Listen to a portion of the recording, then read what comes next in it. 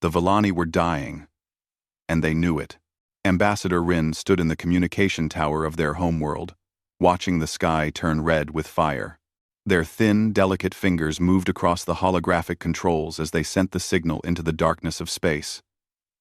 It was a simple message, a cry for help, a prayer to anyone who might listen. The Villani had never known war. Their world was a paradise of crystal trees and silver lakes. The gravity was gentle. The air was sweet. For thousands of years, they had lived in peace, creating art and music and philosophy. They believed that all intelligent life must be kind. They were wrong. The Keth swarm had come from the outer reaches of the galaxy. They were insects, but not like the small creatures that crawled on leaves. The Keth were massive. They stood on 6 legs, covered in black armor that grew from their own bodies. They did not speak. They did not negotiate. They only consumed. In 3 weeks, the Keth had destroyed 5 Villani colonies. Millions of Rin's people had died. Now, the swarm was here, on their homeworld, and there was nothing the Villani could do. They had no weapons. They had no soldiers. They had only hope. Rin finished the transmission and stepped back. Elder Tal, the oldest of their kind, floated beside them. The elder's large eyes were filled with sadness. "Do you think anyone will come?" Tal asked. Rin did not answer. They did not know. 3 weeks away, on the other side of the galaxy, a young officer named Teho Bake was drinking coffee in the communications room of the UENS Dauntless. It was a quiet night. Most of the crew was sleeping. Teho was bored, watching the screens flash with routine signals from distant stations. Then the Villani message arrived. Teho almost dropped his coffee. He read the translation 3 times to make sure he understood. An alien species was asking for help. They were being attacked. They were going to die. He ran to find the Admiral. Admiral Una Park was not sleeping. She never slept much. She stood in her quarters, looking at the stars through the window. Una was 52 years old. She had gray in her black hair and lines on her face from years of worry and war. She had fought in 6 campaigns and lost friends in all of them. When Teho burst through her door, she did not seem surprised. She simply listened as he explained the signal. Then she took the datapad from his hands and read it herself. "How far?" she asked. 3 weeks at maximum speed, Admiral." "But their message says they only have 5 days." Una was quiet for a long moment. The Villani were strangers. They were aliens. They had nothing to offer humanity. The smart choice was to ignore the signal and let the galaxy sort out its own problems. But Una had not become an admiral by making smart choices. She had become an admiral by making the right ones. "Wake the fleet," she said. "All ships. We leave in 1 hour." Teho stared at her. "Admiral, we cannot reach them in time. It is impossible." Una looked at him with eyes that had seen too much death. "Then we will do the impossible. That is what humans do." The 6th Fleet began to move. 47 warships, 20,000 soldiers, the largest human armada ever assembled for a mission outside their own territory. Word spread quickly through the ships. They were going to save aliens they had never met. Some soldiers thought it was foolish. Most thought it was exactly right. On the assault carrier Iron Will, Captain Suho Kang gathered his ground troops in the main hall. Suho was 35 years old, tall and strong, with a scar across his left cheek from a knife fight on Mars. He was not a gentle man, but he was a good one. "Listen carefully," he told his soldiers. "We are going to fight the Keth. They are bigger than us. There are more of them than us. They have conquered 100 worlds and never lost a battle." He paused and looked at their faces. Some were scared. Good. Fear kept soldiers alive. "But they have never fought humans," Suho continued. "They do not know what we are. They do not know where we come from." He pointed at the holographic image of Earth floating above the table. "We come from a death world. Our planet has earthquakes and floods and fires. Our animals have teeth and claws and poison. Our gravity is so strong that it breaks the bones of other species. Everything on Earth wants to kill you. And we survived. We did not just survive. We became the hunters. We became the top of the food chain. The soldiers were listening now. Their fear was turning into something else. Something harder. The Keth think they are predators, Suho said. They are about to learn what a real predator looks like. In the engine room of the Dauntless, the technicians pushed the reactors beyond their limits.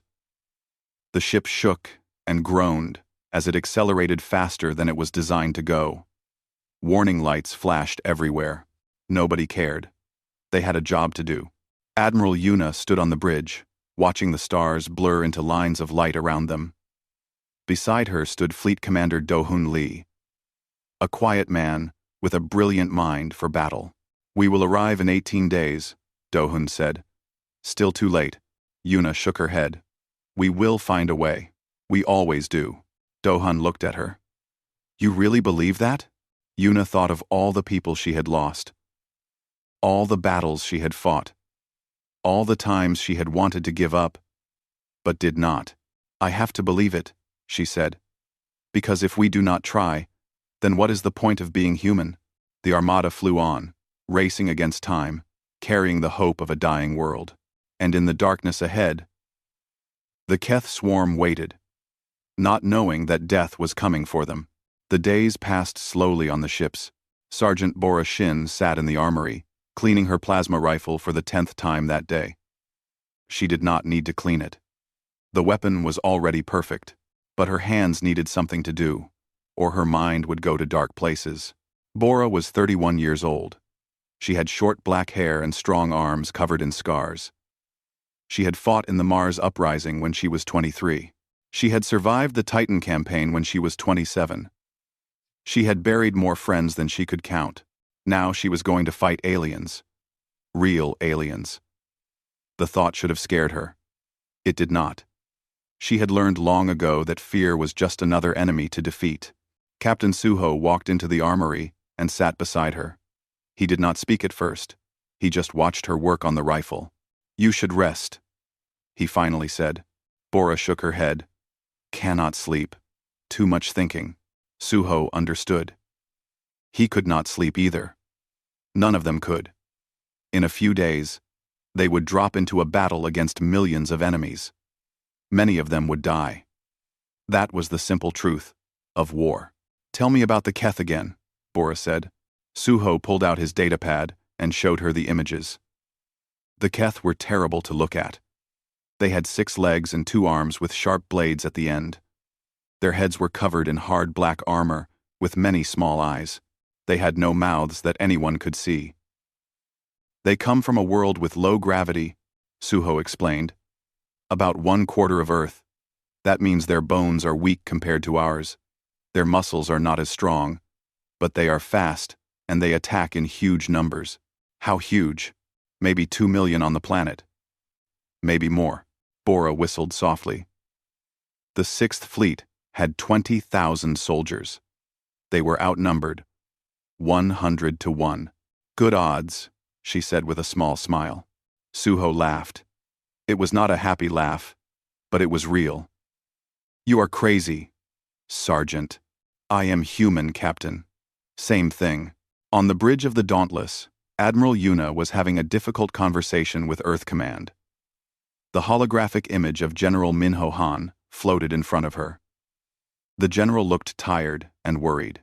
"You are asking me to approve a jump directly into enemy formation," the general said. "That has never been done. The gravity stress could destroy every ship."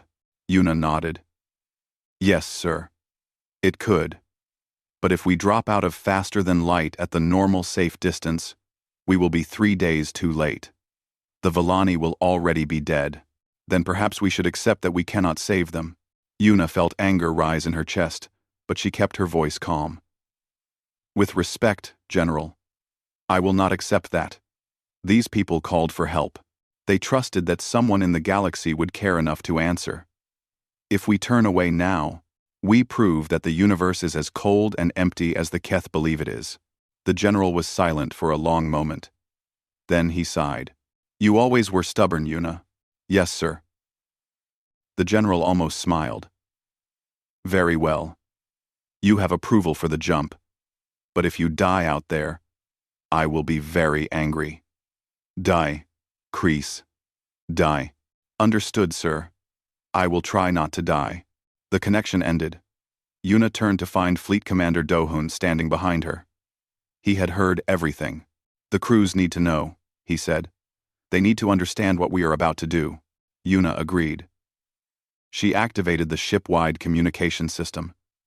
Her voice echoed through every corridor, every room, every ship in the fleet. This is Admiral Park. In 12 hours, we will attempt something that has never been done before. We will jump directly into battle. The risks are extreme. Some of our ships may not survive the jump itself. Those that do will face an enemy that outnumbers us greatly. She paused, choosing her next words carefully. I will not lie to you. Many of us will die. But we are not doing this for glory or for power.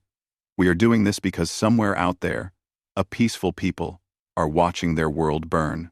They sent a message into the darkness, hoping that someone, anyone, would help them. And we answered. On the Iron Will, Private Juan Mo listened to the Admiral's voice. He was 19 years old, the youngest soldier in his unit. He had joined the military to pay for his sister's education. He had never expected to go to war. That is who we are, the Admiral continued. We are humans. We come from a world that tried to kill us every single day. We survived ice ages and plagues and wars. We climbed out of the mud and reached for the stars. We did not do this alone. We did it together. We helped each other. We protected each other. In the medical bay, Dr. Nari Choi listened while preparing her surgical tools. She was 40 years old, with gentle hands and kind eyes. She had saved thousands of lives in her career. She knew she would need to save many more in the coming days. The Keth do not understand this, the Admiral said. They have never met a species that would travel across the galaxy to help strangers. They have never met a species that fights harder when protecting others than when protecting themselves. Suho stood among his soldiers, watching their faces change as they listened. The fear was still there, but now there was something else too. Pride, determination, purpose. So when we arrive, the Admiral's voice grew stronger. We will show them what Deathworlders are capable of. We will show them that the galaxy is not as empty as they thought. And we will show them that when humans hear a cry for help, we do not look away. Yuna took a deep breath before her final words. Prepare for battle. For Earth. For humanity. For those who cannot fight for themselves. The communication ended. Silence filled the ships. Then, slowly, a sound began to rise. Soldiers banging their fists against walls and tables. A rhythm. A heartbeat. The sound of 20,000 humans ready to fight. Ready to prove what it meant to come from a death world. The jump was violent. Every ship in the fleet shook like a toy in an angry child's hand. Metal screamed. Lights flickered. Soldiers grabbed onto walls and prayed to whatever gods they believed in. Then, suddenly, it was over. Admiral Yuna opened her eyes. The bridge was filled with smoke and flashing warning lights. But she was alive. The Dauntless was alive. Report, she shouted. Lieutenant Tejo pulled himself up from the floor, blood running from a cut on his forehead. We made it, Admiral. All ships accounted for. 3 destroyers have hull damage, but they can still fight. He paused, staring at his screen. And the Keth are directly ahead. 16 hive ships. They do not see us yet. Yuna smiled. It was not a kind smile. Then, let us introduce ourselves. The main cannon of the Dauntless came to life. It was a massive weapon, designed to punch through asteroid walls and enemy stations. When it fired, The entire ship moved backward from the force.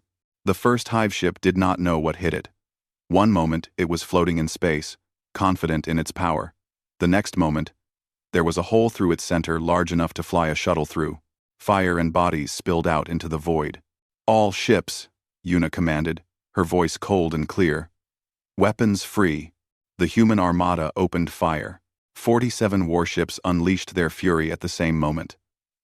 Railguns sent tungsten rods flying at incredible speeds. Plasma torpedoes left trails of blue fire across the black sky.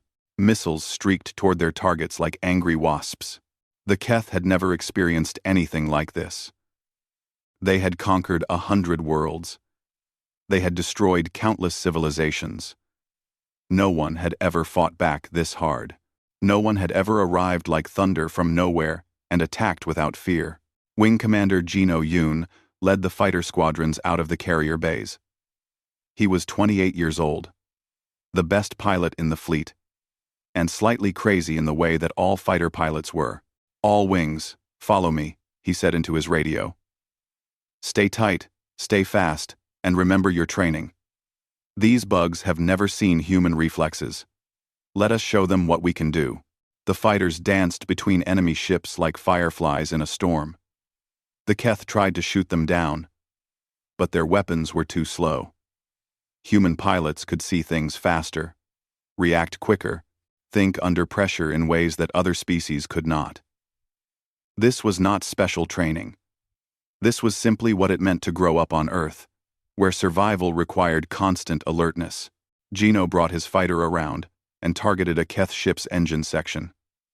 He fired, and the ship began to spin out of control, crashing into another vessel beside it. 2 kills with 1 shot. "That is how we do it," he shouted. But the Keth were many.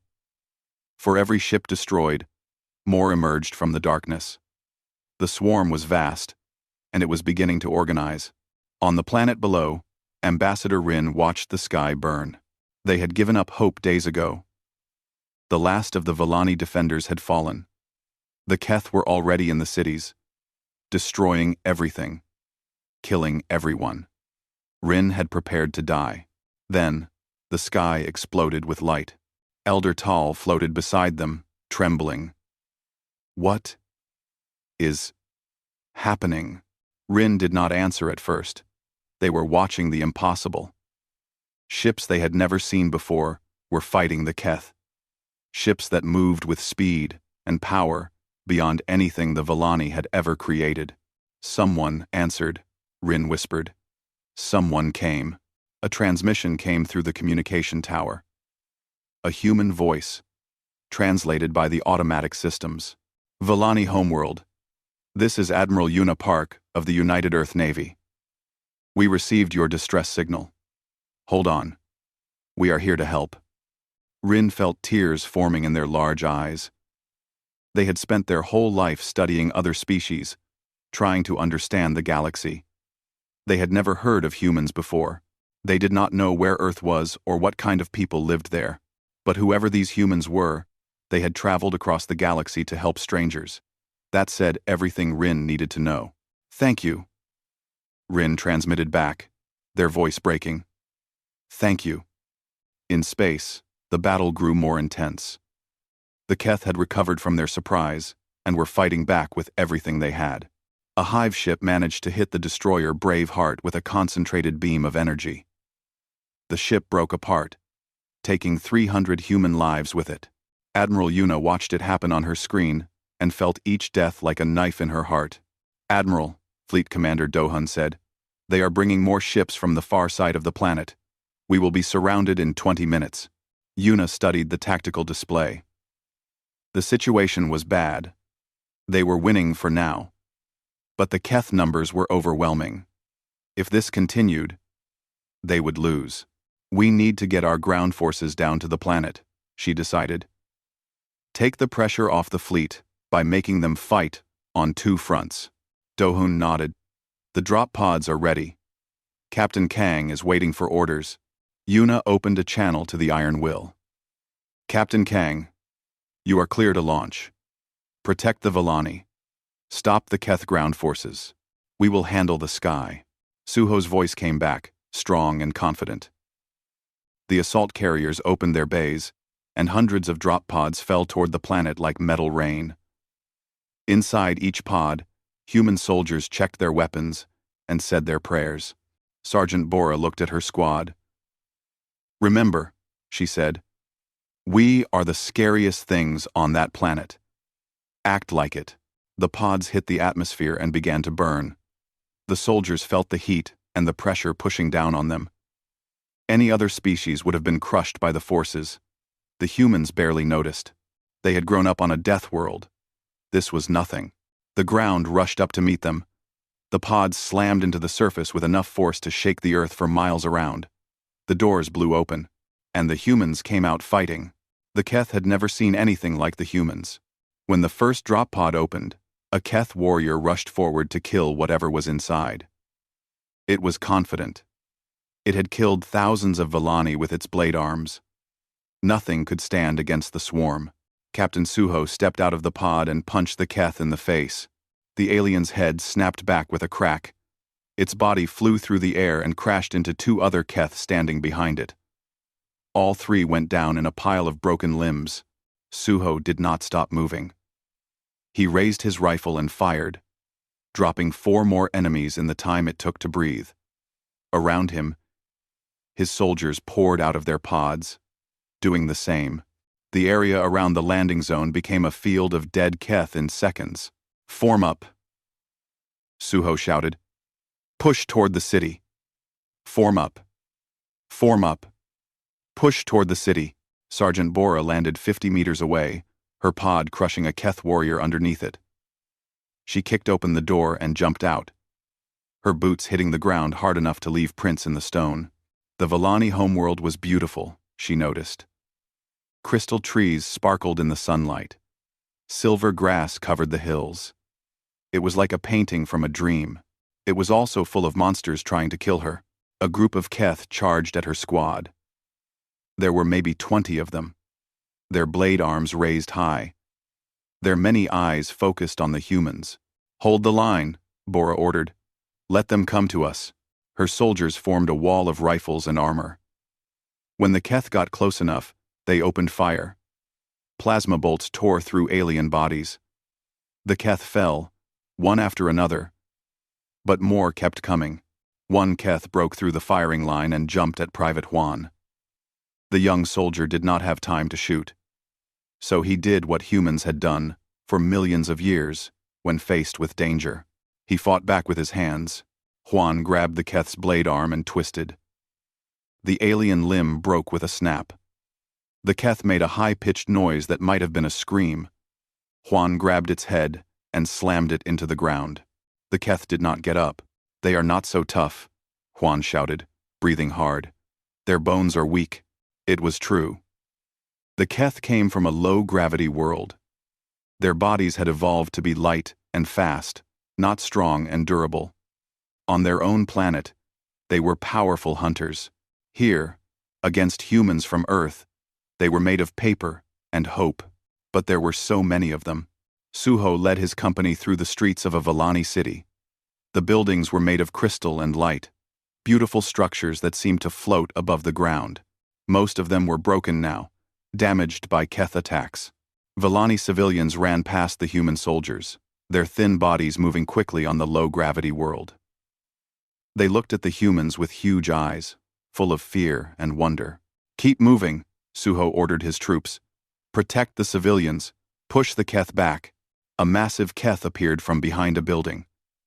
It was bigger than the others, maybe a commander or a special warrior. It stood 3 meters tall, its armor thicker, its blade arms longer. It looked at Suho and made a sound like grinding metal. A challenge. Suho smiled. Finally, something interesting. He handed his rifle to the soldier beside him and pulled out his combat knife. The blade was 30 centimeters long, made of reinforced steel. The big Keth charged. It was fast for its size. Its blade arms swung in deadly arcs, cutting through the air where Suho had been standing a moment before. But Suho was not there anymore. He had dodged to the side. moving with reflexes trained by a lifetime on Earth. He struck with his knife, cutting deep into the Keth's leg. The alien stumbled. Suho did not give it time to recover. He moved around its body, striking again and again. Each cut was precise. Each wound made the creature slower. Finally, the big Keth fell to its knees. Suho stood in front of it, his knife red with alien blood. "You should have stayed home," he said. Then he finished it. Across the battlefield, Dr. Nari Choi had set up a field hospital in what used to be a Villani school. The crystal walls were cracked, but still standing. It was the safest place she could find. Wounded soldiers were brought to her in a steady stream. Burns from plasma fire, cuts from Keth blade arms, broken bones from falls and impacts. Nari worked without rest, her hands moving from one patient to the next. Then they brought her a Villani. The alien was small and fragile, with large eyes and thin limbs. It had been hurt in the crossfire. A deep wound in its side, leaking blue blood. Nari did not hesitate. She began treating the wound immediately, adapting her techniques for the alien biology. "You are helping me," the Villani whispered, its voice weak. "But I am not one of your people." Nari looked at the alien with soft eyes. "You are someone who needs help. That is enough." The Villani stared at her for a long moment. "Your people are very strange." Nari laughed quietly. "Yes, we are." She worked through the night. Soldiers and civilians, humans and Villani, all received the same care. That was who humans were. That was what they believed in. By morning, the tide of battle was turning. The humans had established a defensive line around the main Villani city. The Keth attacks were becoming weaker as their numbers dropped. They had lost nearly half their ground forces in just one day. Suho stood on a hill overlooking the battlefield. His armor was dented and covered in alien blood. He had not slept in 30 hours, but he was still standing. Bora walked up beside him. "They are pulling back," she said. "I think we scared them." Suho nodded. "Good. But this is not over. They still have millions, and the fleet is still fighting up there." Taken stared. Another one in 2021. Donicom. He looked up at the sky, where flashes of light marked the continuing space battle. "We need to end this," he said. "We need to break them so badly that they never come back." Bora checked her rifle. "Then let us break them." Suho smiled grimly. "That is the plan." He activated his communication device. "Admiral Park, this is Captain Kang. The ground is secure for now. What are your orders?" Yuna's voice came back, tired but determined. "Hold your position, Captain. We are about to do something very stupid up here. When we do, the Keth will either break completely or attack with everything they have left."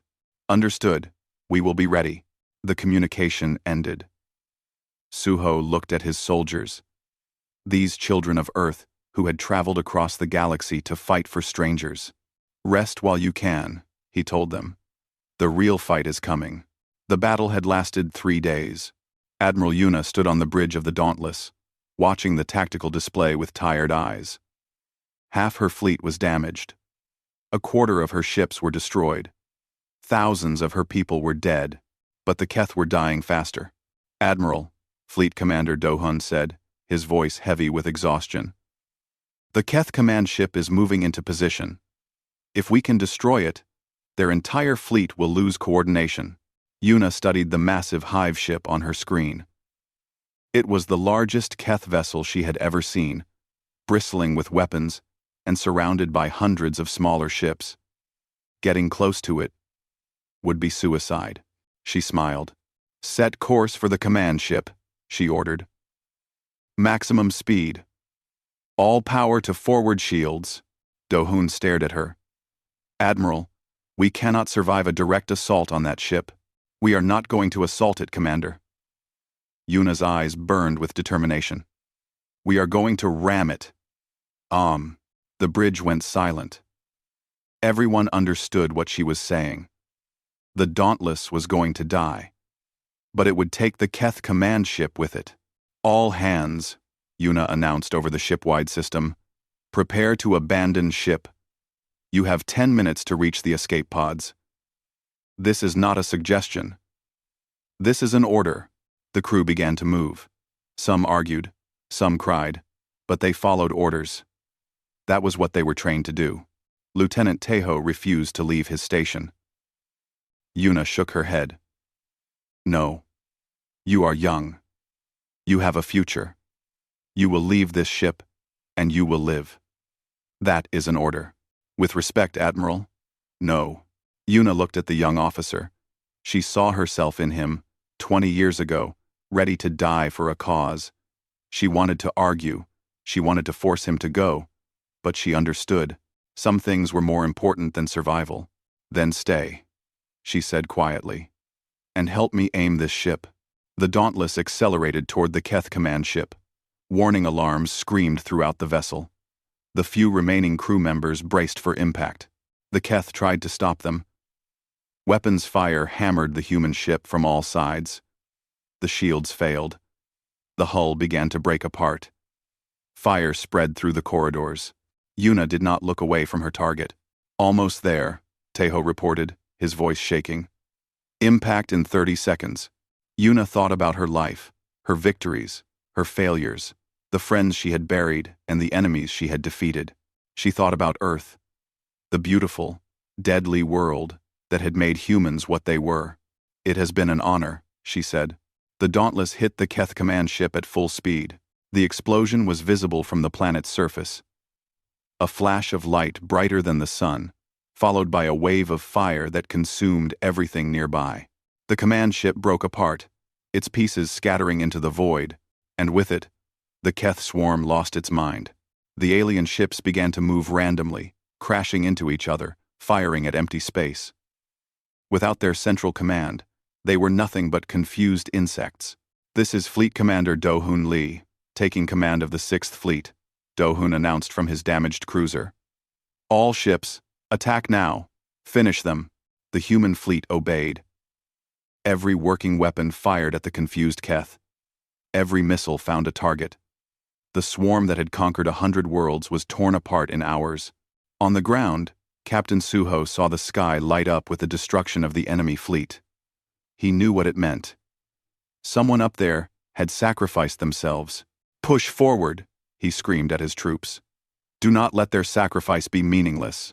The human soldiers charged. They fought with everything they had. Rifles, knives, fists.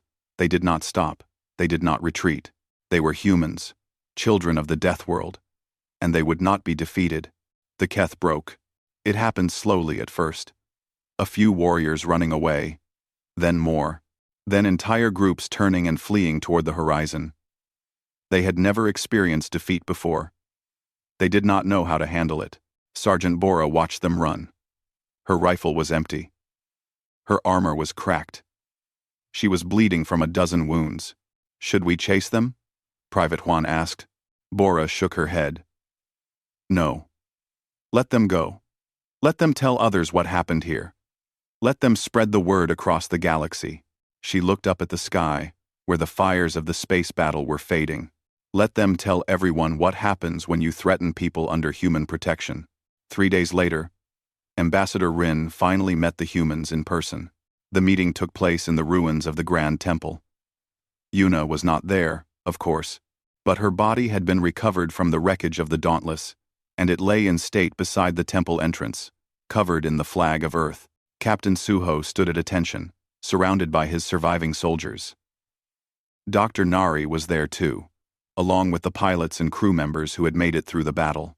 Rin floated toward them slowly, Elder Tal beside them. The Villani looked at the humans with eyes full of wonder and grief. You lost so many, Rin said. For us. For strangers. Suho nodded. Yes, we did. Why? The question was simple, but carried the weight of 1,000 years of Villani philosophy. You had nothing to gain. We cannot repay you.